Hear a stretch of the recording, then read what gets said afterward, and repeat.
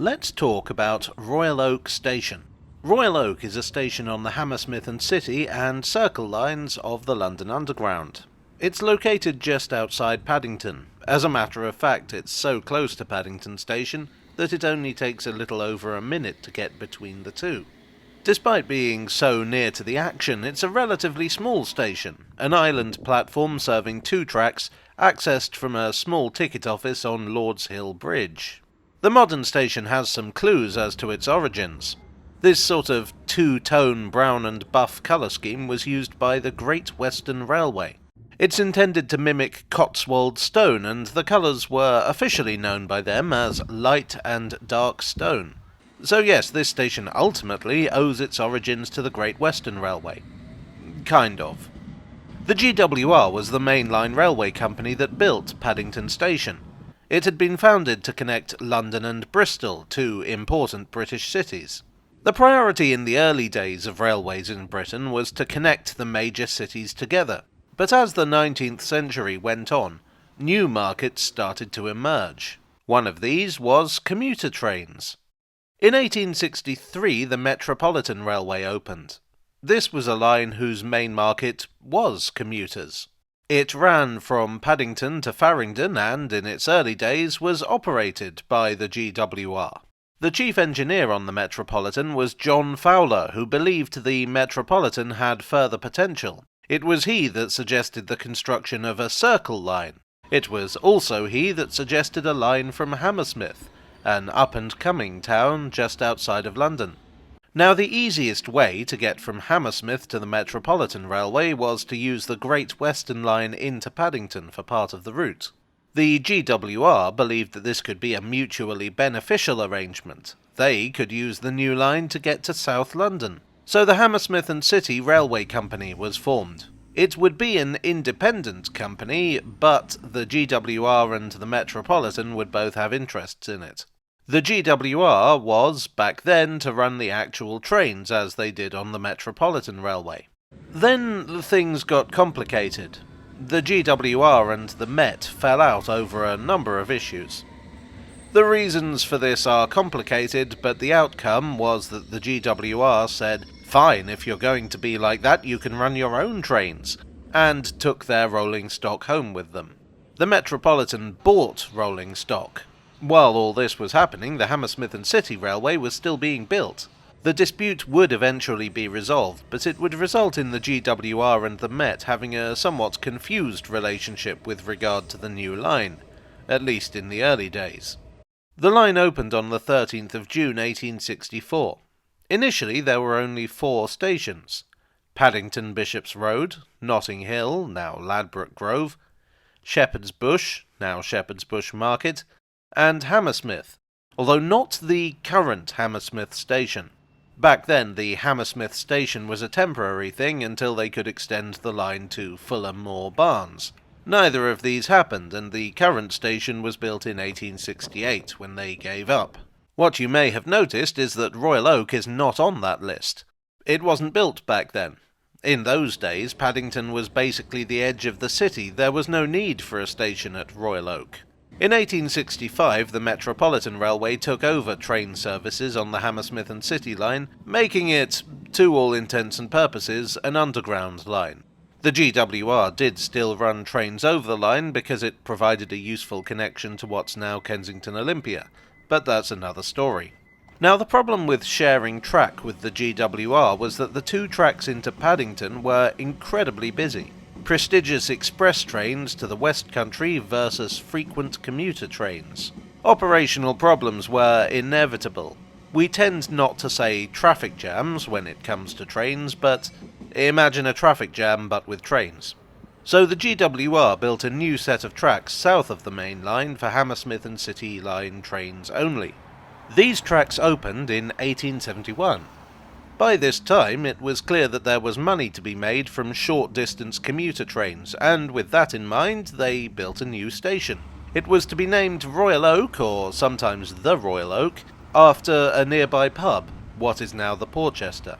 The station was over there, on what's now the far side of the main line. It was a bit of an odd situation, not only because Royal Oak isn't there anymore. For one thing, the Hammersmith and City line had to cross the main line on the level, which was not an ideal situation. Collisions were not unknown. There was also the small matter that the new tracks didn't have an Act of Parliament. The GWR had built an illegal railway. The matter went to court and eventually a decision was reached. The GWR would build a fly-under. This would carry the track under the main line without the two routes intersecting. But due to the track layout, it would have to go west of Lord's Hill Bridge, which meant that Royal Oak Station would also have to go. So the massive project was undertaken. The fly-under was built, and while that was happening, Royal Oak was dismantled. A new Royal Oak was built on the north side, opening on the 3rd of March 1877. The site of the old station has since been obliterated by further widening of the main line. The layout of the new station was still not exactly as it is now. Back then there were extensive goods sidings here. This was long before the Westway came along and hemmed everything in. There also used to be two platforms. The island platform we have now is what was the up platform, i.e. the one used by trains into Paddington. There was a down platform as well. In 1904 the main line was widened and so the down platform was demolished to make way for new tracks. Lord's Hill Bridge was also replaced in 1904, resulting in the demolition of the original station booking hall and the somewhat awkward situation of the present-day entrance. As well as metropolitan trains, GWR local trains called here, serving such destinations as Windsor, Ealing and West Drayton. By the start of the 20th century, a new threat had appeared on the horizon in the form of the electric tram. Commuter railways were faced with an ultimatum: adapt or die. Or at least, adapt or lose a bunch of your passengers. So the decision was taken to electrify the line. The Great Western Railway took responsibility for this, which seems a little odd given that the Metropolitan Railway were in discussions about electrifying the Circle line at this time, and the GWR were not into electrification at all. But nevertheless, a power station was built by the GWR at Park Royal, and from 1906, electric trains began running through Royal Oak. From 1907, the station became immensely popular with train spotters, or the early equivalent. The GWR built a small locomotive depot here, known as Ranelagh Bridge.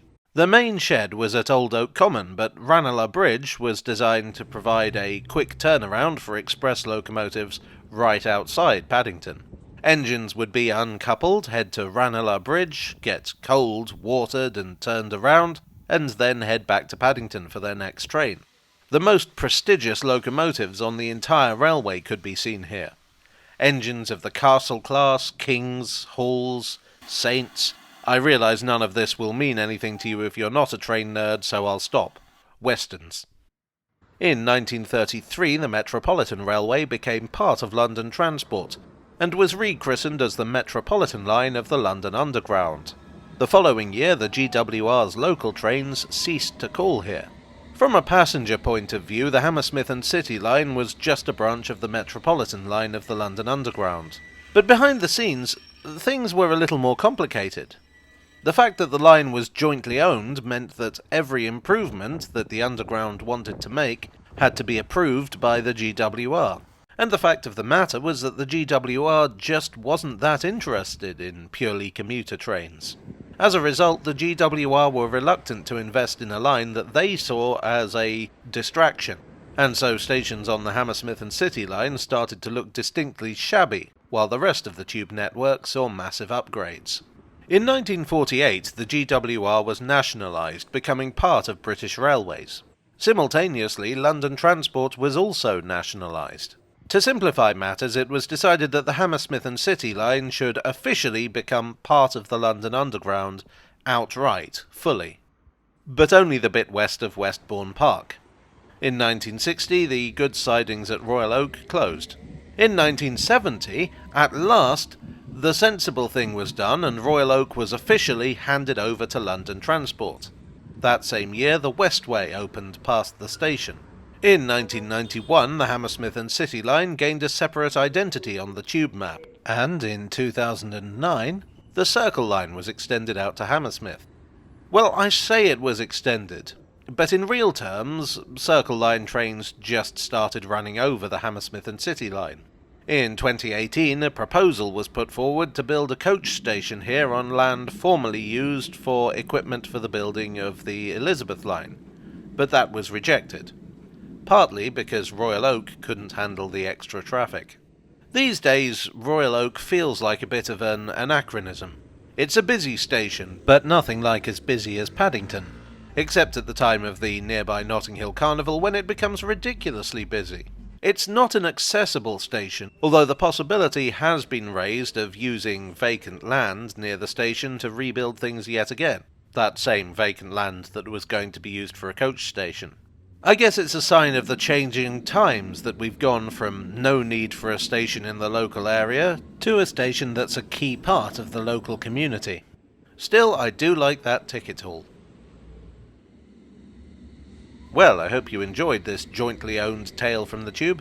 If you did, please do leave a like and consider subscribing for more. I would like as ever to thank my donors on Ko-fi, on Patreon and here on YouTube for your generous support. You are the reasonable British Rail position on my poorly operated station. And I will see you again very soon. Cheerio.